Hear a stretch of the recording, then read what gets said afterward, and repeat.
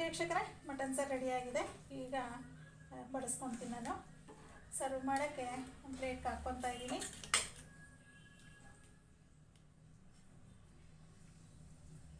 ನೋಡಿ,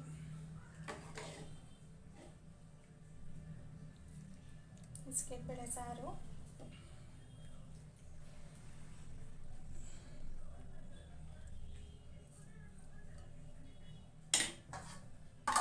ನೋಡಿ ಯಾವ ಥರ ಬಂದಿದೆ.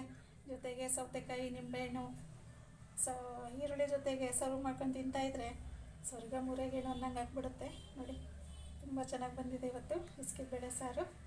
ನೋಡಿ, ಇಷ್ಟಾರೆ ಲೈಕ್ ಮಾಡಿ, ಶೇರ್ ಮಾಡಿ, ಸಬ್ಸ್ಕ್ರೈಬ್ ಮಾಡ್ಕೊಳ್ಳಿ ನಮ್ಮ ಚಾನಲ್ಗೆ.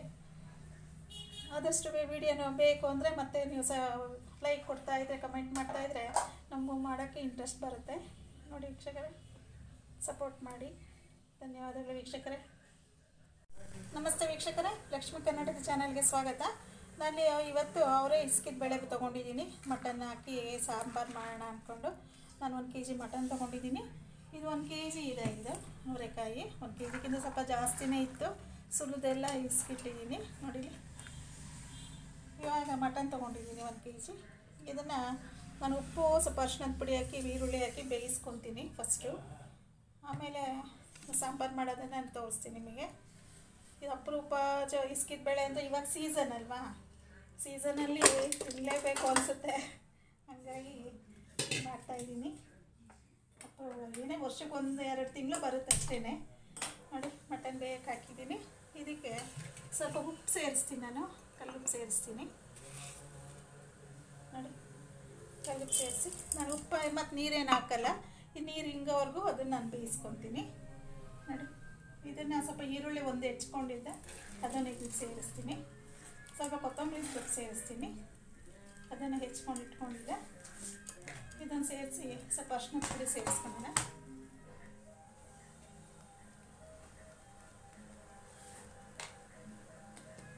ಅದು ಇಸ್ಕಿದ ಬೇಳೆ ಸಾರು ಅಂದ್ರೇ ಅದೊಂಥರ ವಿಶೇಷ ಅನಿಸುತ್ತೆ ಮನೆಯಲ್ಲಿ. ಯಾಕೆ ಅಂತ ಹೇಳಿದ್ರೆ ಅಷ್ಟು ಟೇಸ್ಟ್ ಇರುತ್ತೆ ಇಸ್ಕಿದ ಬೇಳೆ ಸಾಂಬಾರು. ಏನೇ ಹಾಕಿ, ಚಿಕನ್ಗೆ ಹಾಕಿ, ಮಟನ್ಗೆ ಹಾಕಿ, ಇಲ್ಲ ಬೋಟಿಗೆ, ಮೊಟ್ಟೆಗೆ ಎಲ್ಲದಕ್ಕೂ ಹೊಂದ್ಕೊಳ್ಳೋವಂಥ ಒಂದು ಬೇಳೆ ಅನಿಸುತ್ತೆ. ಮತ್ತು ಯಾವ ತರಕಾರಿನೂ ಅಷ್ಟು ರುಚಿ ಕೊಡೋಲ್ಲ, ಅಷ್ಟು ರುಚಿ ಕೊಡುತ್ತಿದ್ದು ನಮಗೆ. ನೋಡಿ, ನಾನು ಇಲ್ಲಿ ಬೇಯಿಸ್ತಾ ಇದ್ದೀನಿ. ಬರೀ ನೀರು ಹಾಕಿಲ್ಲ ನಾನು. ಮಟನ್ ತೊಳೆದು ಹಾಕಿ ಉಪ್ಪು, ಅರಿಶಿಣದ ಪುಡಿ, ಈರುಳ್ಳಿ, ಕೊತ್ತಂಬರಿ ಸೊಪ್ಪು ಹಾಕಿ ಇದು ಬೇಯಿಸ್ಕೊತಾ ಇದ್ದೀನಿ. ಇದು ಒಂಚೂರು ಬೇಯಿಸಿ ಬೆಂದಾದಮೇಲೆ ನಾನು ಮಸಾಲೆಗೆ ಯಾವ ಥರ ರೆಡಿ ಆಗುತ್ತೋ ಅಂತೇಳಿ ಒಂಚೂರು ತೋರಿಸ್ಕೊತೀನಿ ನಿಮಗೆ. ನೀವು ಬೇಯ್ತಾ ಇರಲಿ. ನೋಡಿ ವೀಕ್ಷಕರೇ, ಇಲ್ಲಿ ಮಟನ್ ಬೇಯ್ತಾ ಇದೆ. ನಾನಿಲ್ಲಿ ಈ ಕಡೆ ಸ್ಟವ್ ಸಣ್ಣಗೆ ಇಟ್ಕೊಂಡಿದ್ದೀನಿ. ಇದು ಬೇಯ್ತಾ ಇರಲಿ. ಇಷ್ಟೊತ್ತಿಗೆ ನಾನು ಸಾಂಬಾರಿಗೆ ಒಂಚೂರು ಹುರ್ಕೊಳೋಣ. ಈ ಸಾಂಬಾರಿಗೆ ರೆಡಿ ಮಾಡ್ಕೊತೀನಿ ನಾನು. ನೋಡಿ, ನಾನೊಂದು ಪಾನ್ ಇಟ್ಕೊಂಡಿದ್ದೀನಿ. ಪಾನಲ್ಲಿ ಚೂರು ಎಣ್ಣೆ ಹಾಕೋಣಂತ.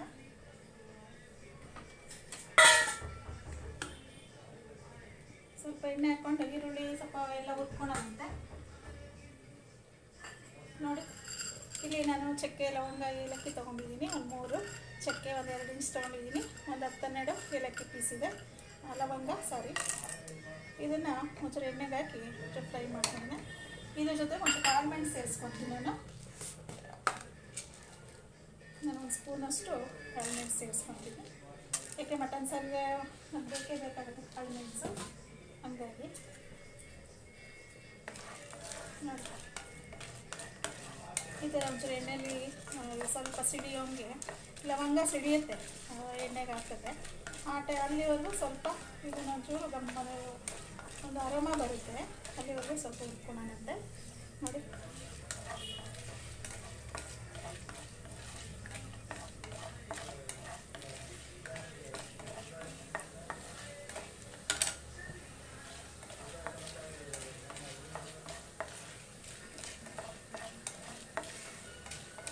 ವೀಕ್ಷಕರೇ, ಇದು ಆಗ್ತಾ ಇದೆ. ನೋಡಿ, ಏಲಕ್ಕಿ ಎಲ್ಲ ಗಮ್ಮನ ಸ್ಮೆಲ್ ಬರ್ತಿದೆ. ಚಕ್ಕೆ, ಲವಂಗ, ಏಲಕ್ಕಿ ಎಲ್ಲ. ನೋಡಿ,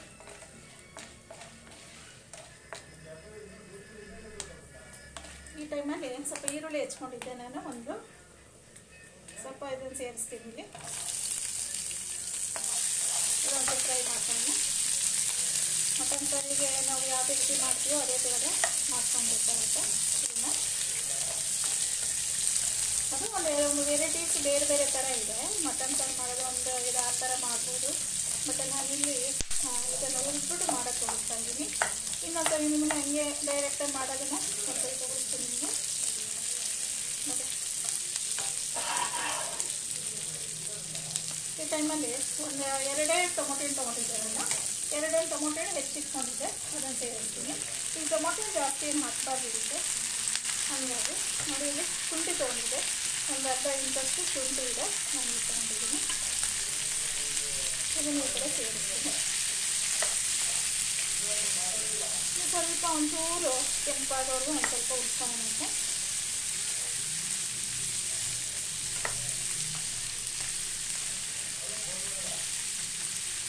ಸ್ವಲ್ಪ ಬಿಸಿ ಆಗಲಿ, ಒಂಚೂರು ಕೆಂಪಾಗಲಿ ಇರ್ತದೆ. ಒಂದು ಸ್ವಲ್ಪ ಕೊತ್ತಂಬರಿ ಸೊಪ್ಪು ಸೇರಿಸ್ತೀನಿ. ನಾನು ಮಟನ್ಗೂ ಹಾಕಿದ್ದೆ ನಾನು, ಮತ್ತು ಇವಾಗ ಇದಕ್ಕೊಂದು ಪೂರಿಯಕ್ಕೆ ಒಂದು ಸ್ವಲ್ಪ ನಾನು ಸೇರಿಸ್ತೀನಿ.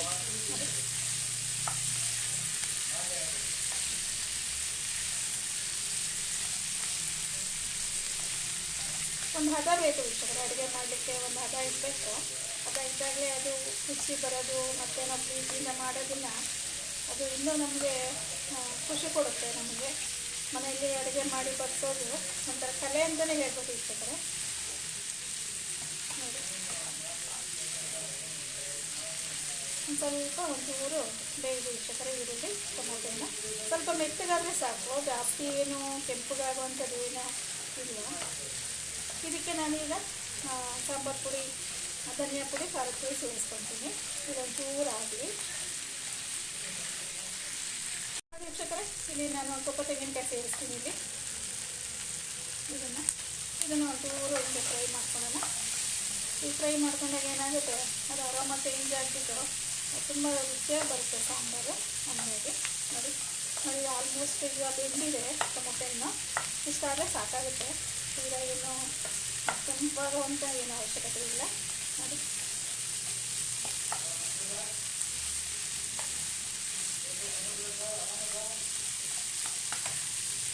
ಇವಾಗ ಒಂದು ಸ್ವಲ್ಪ ನಾನು ಖಾರ ಪುಡಿ ಸೇರಿಸ್ತೀನಿ ವೀಕ್ಷಕರೇ. ನಮಗೆ ಎಷ್ಟು ಖಾರ ಬೇಕೋ ನಮಗೆ ನಮ್ಮ ಮನೆಗೆ ನಾನು ಅದನ್ನು ಸೇರಿಸ್ತೀನಿ. ನಾನಿಲ್ಲಿ ಒಂದು ಮುಕ್ಕಾಲು ಸ್ಪೂನಷ್ಟು ಕಚ್ಚ ಖಾರದ ಪುಡಿ ಅಷ್ಟೇ ಇದು, ಅದನ್ನು ಸೇರಿಸ್ತೀನಿ. ಮತ್ತು ಈ ಧನಿಯಾ ಪುಡಿ ವೀಕ್ಷಕರೇ, ಬರೀ ಧನಿಯಾ ಪುಡಿ ಅಷ್ಟೇ ಇದು. ಇದನ್ನು ಒಂದು 2 ಸ್ಪೂನ್ ಸೇರಿಸ್ತೀನಿ ನಾನು. ಧನಿಯಾ ಪುಡಿ ಅಷ್ಟೇ, ಮತ್ತು ಏನು ಅದಕ್ಕೇನು ಬೆರೆಸಿಲ್ಲ ಸಾಂಬಾರು ಪುಡಿ ಬೆರೆಸ್ದಂಗೆ. ಹಂಗಾಗಿ ಅದೊಂದು ಸ್ವಲ್ಪ ಸೇರಿಸ್ತೀನಿ ನಾನು. ನೋಡಿ ಇದೊಂದು ಸ್ವಲ್ಪ 2 ನಿಮಿಷ, 1 ನಿಮಿಷ 2 ನಿಮಿಷನೂ ಬೇಡ, ಸ್ವಲ್ಪ ಈಗ ಒಂಚೂರು ಎಣ್ಣೆ ಒಳಗೆ ಬೇಯಿಸ್ಕೊಳ್ಳೋಣ. ನೋಡಿ ತಣ್ಣಗಾದ್ಮೇಲೆ ಮಿಕ್ಸಿಗೆ ಹಾಕ್ಕೊಳ್ಳೋಣ. ಅಂತ ಈರುಳ್ಳಿ ಬೆಳ್ಳುಳ್ಳಿ ಬೇರೆ ರುಬ್ಕೊತೀನಿ ವೀಕ್ಷಕರು. ಇನ್ನೊಂದು ಈರುಳ್ಳಿ ಹಾಕ್ಕೊಂಡು ಬೇರೆ ರುಬ್ಕೊತೀನಿ. ಅದನ್ನು ಒಗ್ಗರಣೆಗೆ ಬೇಕು ಮಟನ್ನಿಗೆ, ಹಂಗಾಗಿ ನೋಡಿ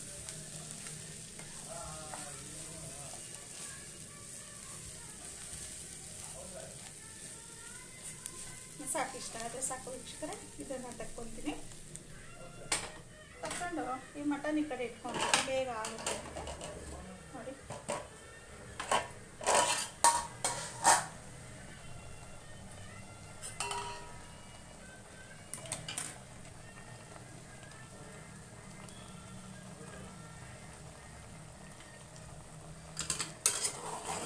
ವೀಕ್ಷಕರೇ ಇದೊಂದು ಸ್ವಲ್ಪ ಇದೆ ನೀರು, ಹಿಂಗಾಗಿ ಇಷ್ಟ ಆಗಲಿ ಸಾಕು. ನಾನು ಒಂದು 2 ನಿಮಿಷ ಬೇಯಿಸ್ಕೊಳ್ಳೋಣ. ಯಾಕೆ ಒಂದು ಸ್ವಲ್ಪ ಇದೆ, ಅದು ಹಿಂಗಬೇಕು. ಹಿಂಗೆ ಹೋದ್ಮೇಲೆ ಒಗ್ಗರಣೆ ಮಾಡೋದು ನಿಮಗೆ ತೋರಿಸ್ತೀನಿ. ಅಷ್ಟೊಕ್ಕೆ ಇದು ತಣ್ಣಗಾಗಿರುತ್ತೆ, ಸಾಂಬಾರಿಗೆ ಹುರ್ಕೊಂಡಿರೋದು. ಅದು ಆಮೇಲೆ ಒಗ್ಗರಣೆ ಮಾಡೋದು ನಿಮಗೆ ತೋರಿಸ್ತೀನಿ ವೀಕ್ಷಕರೇ.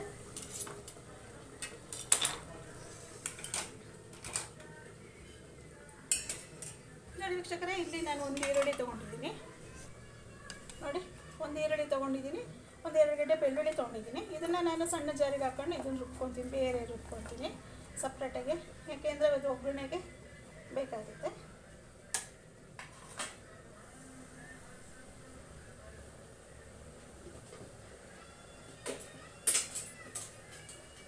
ನೋಡಿ ಇದನ್ನು ಸೇರಿಸ್ಬಿಟ್ಟು ಇದು ಸಣ್ಣ ಜಾರಿಗೆ ಹಾಕ್ಕೊಂಡು ರುಬ್ಕೊಳ್ಳೋಣ. ಇದನ್ನು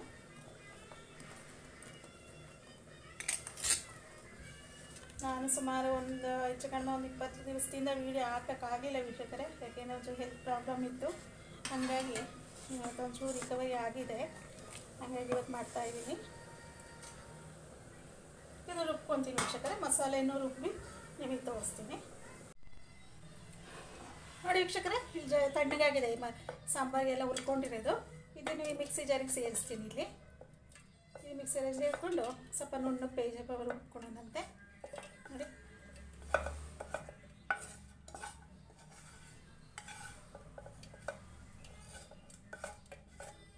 ನೋಡಿಕೊಂಡು ಇದು ನಾನು ಅಷ್ಟೇ ಇಲ್ಲಿ ಪಾತ್ರೆಗೆ ಒಗ್ಗರಣೆ ಇಟ್ಕೊಳ್ಳೋಣ. ಪಾತ್ರೆ ಇಟ್ಟು ಸ್ವಲ್ಪ ನೀರು ಸೇರಿಸಿ ಇದೊಂಚೂರು ನುಣ್ಣು ರುಬ್ಕೊಳ್ತೀನಿ ನಾನು. ಇಲ್ಲೊಂಚೂರು ಪಾತ್ರೆ ಇಟ್ಕೊತೀನಿ ವೀಕ್ಷಕರೇ ಸ್ಟವ್ ಮೇಲೆ. ಅದು ಒಗ್ಗರಣೆಗೆ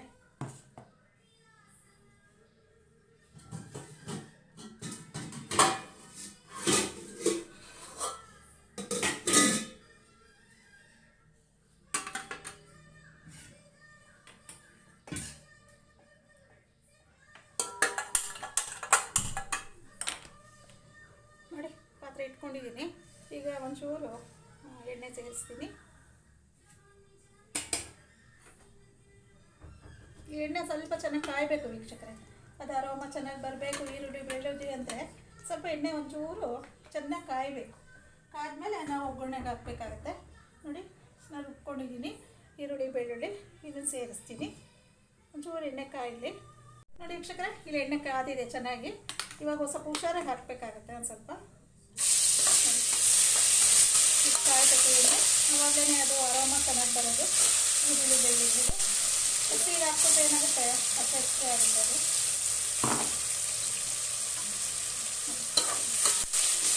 ಈಗ ಚೆನ್ನಾಗಿ ಒಂದು ನೀರಿಂದವರು ಒಂದು ಫ್ರೈ ಮಾಡ್ತೀನಿ ಅದನ್ನು. ಆಮೇಲೆ ಚಿಕನ್ ಬೇಯಿಸಿದ್ರೆ ಇದಕ್ಕೆ ಸೇರಿಸ್ತೀನಿ ನಾನು. ಸೇರಿಸ್ಬಿಟ್ಟು ಅದರಲ್ಲೂ ತುಂಬ ಚೆನ್ನಾಗಿ ನಾವು ಒಗ್ಗರಣೆನೇ ನಾವು ಒಂದು ಸ್ವಲ್ಪ ಫ್ರೈ ಮಾಡ್ಕೊಬೇಕಾಗುತ್ತೆ. ಯಾಕೆಂದರೆ ಅದೊಂದು ಸ್ವಲ್ಪ ಹಸಿ ವಾಸನೆ ಇದ್ದರೆ ಎಲ್ಲ ಒಂಚೂರು ಹೋಗುತ್ತೆ. ಇದಕ್ಕೊಂದು ಸ್ವಲ್ಪ ಅಷ್ಟೊಂದು ಸೇರಿಸ್ಕೊತಿದ್ದೀನಿ. ಹಾಕಿದ್ದೆ ಅವಾಗಲೇ, ಇನ್ನೊಂದು ಸ್ವಲ್ಪ ಸೇರಿಸ್ತೀನಿ.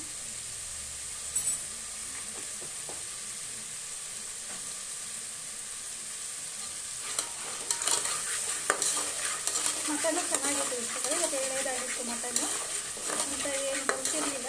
ಹಂಗಾಗಿ ನಾನೇನು ಕುಕ್ಕರ್ಗೇನು ಹಾಕಿರಲಿಲ್ಲ, ಡೈರೆಕ್ಟಾಗಿ ಹಂಗೆ ಬೇಯಿಸ್ಕೊಂಡೆ.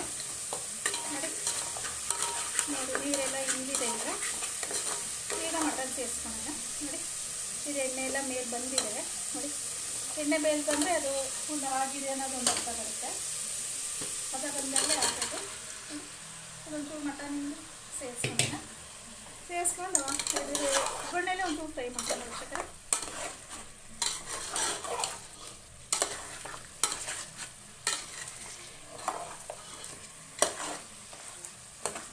ಘಮ ಬರಬೇಕು ವೀಕ್ಷಕರೇ. ಮಾಡ್ತಾ ಒಗ್ಗರಣೆ ಮಾಡ್ತಾ ಮಾಡ್ತಾ ಮಾತ್ರ ನಮ್ಮ ಮನೆಯೆಲ್ಲ ತುಂಬ್ಕೊಳ್ಳುತ್ತೆ. ಆ ಥರ ಒಂದು ಇದು ಅರೋಮ ಬರುತ್ತೆ. ಅಲ್ಲಿವರೆಗೂ ನಾವು ಫ್ರೈ ಮಾಡಬೇಕಾಗತ್ತೆ. ನೋಡಿ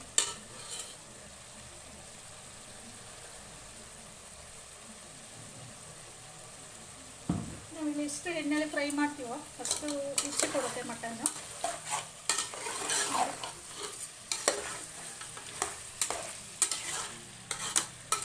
ಇಸ್ಕಿದ ಬೇಳೆ ಸಾರು ಕುದಿಯುವಾಗ ಹಾಕ್ತೀನಿ ವೀಕ್ಷಕರೇ. ಯಾಕೆ ಅಂದರೆ ಬೇಗ ಬೆಂದ್ಬಿಡುತ್ತೆ ಅದು. ಹಾಗಾಗಿ ಮಟನ್ ಜೊತೆಗೆ ಹಾಕ್ಬಿಟ್ರೆ ಎಲ್ಲ ಕಲಿಸ್ಕೊಂಡು ಹೋಗ್ಬಿಡುತ್ತೆ ಬೇಳೆ. ನಮಗೆ ತಿನ್ನುವಾಗ ಏನೂ ಸಿಕ್ಕೋಲ್ಲ ಅದರಲ್ಲಿ. ಹಾಗಾಗಿ ಅದು ಸಾರು ಕುದಿಯೋ ಟೈಮಲ್ಲಿ ನಾನು ಅದು ಸೇರಿಸ್ತೀನಿ ವೀಕ್ಷಕರೇ.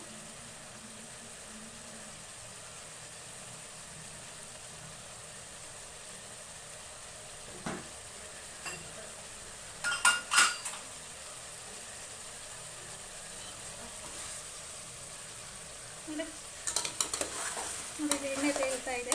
ಎಣ್ಣೆ ಎಲ್ಲ ಮೇಲೆ ಬಂದಿದೆ. ಮಟನಿಂದಾಗಲಿ ಸ್ವಲ್ಪ ಹಾಕಿರೋ ಒಗ್ಗರಣೆಗೆ ಎಣ್ಣೆ ಆಗಲಿ ನೋಡಿ ಈ ಥರ ಒಳ್ಳೆ ಘಮ ಬರ್ತದೆ. ಈ ಟೈಮಲ್ಲಿ ಮಸಾಲೆ ಹಾಕೋಣ. ರುಬ್ಬಿರೋವಂಥ ಮಸಾಲೆ ಇದು ಸೇರಿಸ್ತೀನಿ.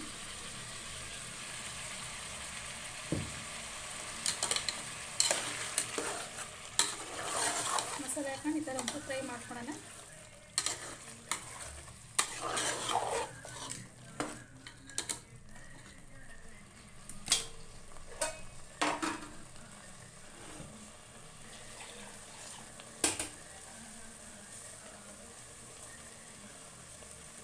ಎಷ್ಟು ಬೇಕಷ್ಟು ನೀರು ಸೇರಿಸ್ಕೊಡ್ತೀನಿ ವೀಕ್ಷಕರೇ. ಸ್ವಲ್ಪ ಜಾಸ್ತಿನೇ ಹಾಕ್ತೀನಿ, ಯಾಕೆಂದರೆ ಬೇಳೆ ಹಾಕ್ಬೇಕಲ್ಲ, ಹೊರಬೇಳೆ ಇದು ತೊಳೆದು ಇಟ್ಕೊಂಡಿದ್ದೀನಿ, ಅದನ್ನ ಈ ಕಡೆ ಸೇರಿಸ್ಬೇಕು. ಸಾರು ಒಂದ ಮೇಲೆ ಅದು ನಾನು ಸೇರಿಸ್ತೀನಿ. ನೋಡಿ, ಜಾರದೆಲ್ಲ ನೀರು ಹಾಕಿದ್ದೀನಿ.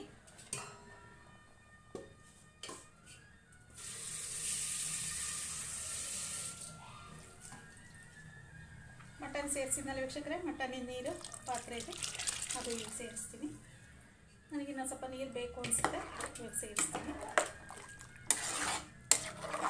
ಉಪ್ಪು ನಾನು ಬೇಯೋಕ್ಕಷ್ಟೇ ಹಾಕ್ಕೊಂಡಿದ್ದೆ, ಇವಾಗ ಇನ್ನೊಂದು ಸ್ವಲ್ಪ ಬೇಕಾಗುತ್ತೆ.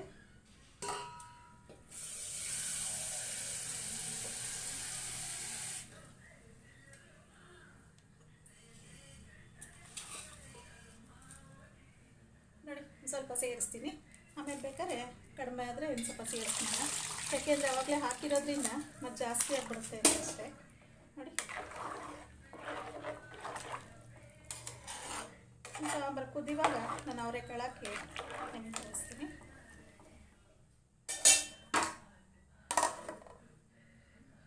ನೋಡಿ ವೀಕ್ಷಕರೇ, ಈ ಸಾಂಬಾರು ಕುದೀತಾ ಇದೆ. ಈ ಸಾಂಬಾರು ಅರ್ಧ ಒಂದಿದೆ, ಇನ್ನೊಂದು ಸ್ವಲ್ಪ ಒಂದಿದ್ರೆ ಸಾಕಾಗುತ್ತೆ.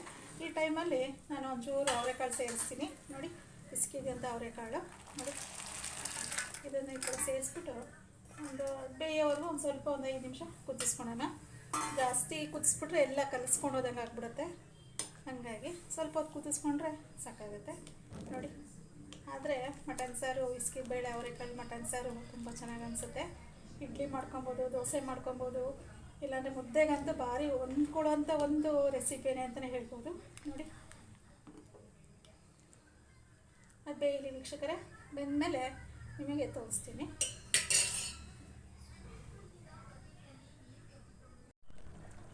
ನೋಡಿ ವೀಕ್ಷಕರೇ, ಸಾಂಬಾರು ರೆಡಿಯಾಗಿದೆ. ಈ ಸಾಂಬಾರು ಈಗ ಹೊಂದ್ಕೊಂಡು ಕಾಳೆಲ್ಲ ಬೆಂದಿದೆ. ನೋಡಿ, ಎಣ್ಣೆ ಎಲ್ಲ ಮೇಲೆ ತೇಲ್ತಾ ಇದೆ. ಒಂದು ಸಾರು ಕುದಿಯೋ ಬಂದಿದೆ ಅಂದರೆ ಈ ಥರ ನಮಗೆ ಗೊತ್ತಾಗುತ್ತೆ.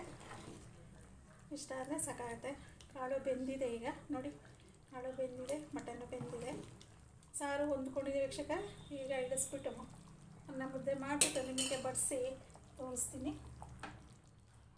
ಗಾರ್ನಿಷಿಗೆ ಒಂದು ಸ್ವಲ್ಪ ಕೊತ್ತಂಬರಿ ಸೊಪ್ಪು ಹಾಕ್ತೀನಿ. ನೋಡಿ,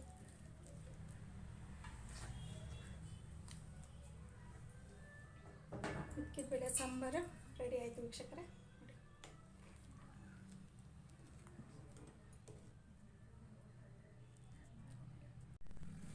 ನೋಡಿ ವೀಕ್ಷಕರೇ, ಮಟನ್ ಸಾರು ರೆಡಿಯಾಗಿದೆ.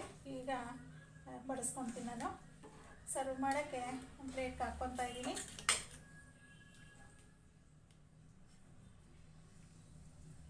ನೋಡಿ,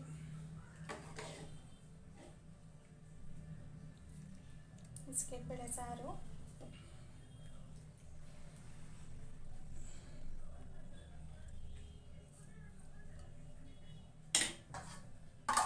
ನೋಡಿ ಯಾವ ಥರ ಬಂದಿದೆ. ಜೊತೆಗೆ ಸೌತೆಕಾಯಿ, ನಿಂಬೆಹಣ್ಣು, ಈರುಳ್ಳಿ ಜೊತೆಗೆ ಸರ್ವ್ ಮಾಡ್ಕೊಂಡು ತಿಂತಾಯಿದ್ರೆ ಸ್ವರ್ಗ ಮೂರೆಗೇನು ಅನ್ನಂಗೆ ಆಗ್ಬಿಡುತ್ತೆ. ನೋಡಿ, ತುಂಬ ಚೆನ್ನಾಗಿ ಬಂದಿದೆ ಇವತ್ತು ಬಿಸ್ಕೆಟ್ ಬೇಳೆ ಸಾರು. ನೋಡಿ, ಇಷ್ಟ ಆದರೆ ಲೈಕ್ ಮಾಡಿ, ಶೇರ್ ಮಾಡಿ, ಸಬ್ಸ್ಕ್ರೈಬ್ ಮಾಡ್ಕೊಳ್ಳಿ ನಮ್ಮ ಚಾನಲ್ಗೆ. ಆದಷ್ಟು ವಿಡಿಯೋನು ಬೇಕು ಅಂದರೆ ಮತ್ತೆ ನೀವು ಲೈಕ್ ಕೊಡ್ತಾಯಿದ್ರೆ, ಕಮೆಂಟ್ ಮಾಡ್ತಾಯಿದ್ರೆ ನಮಗೂ ಮಾಡೋಕ್ಕೆ ಇಂಟ್ರೆಸ್ಟ್ ಬರುತ್ತೆ. ನೋಡಿ ವೀಕ್ಷಕರೇ, ಸಪೋರ್ಟ್ ಮಾಡಿ. ಧನ್ಯವಾದಗಳು ವೀಕ್ಷಕರೇ.